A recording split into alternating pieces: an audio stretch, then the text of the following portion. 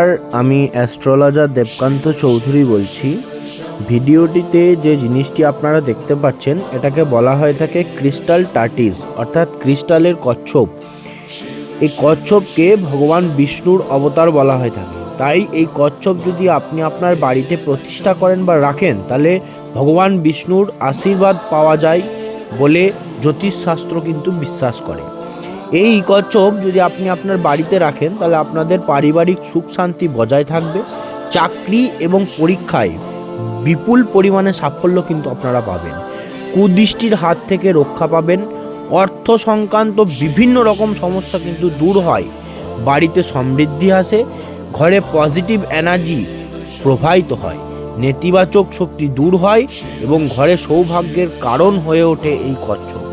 তাই এই কচ্ছপ যদি আপনারা নিতে চান, নিচে দেওয়া হোয়াটসঅ্যাপ নাম্বারে বুকিং করুন। ভালো থাকুন, সুস্থ থাকুন। জয় মা তারা, জয় গুরু।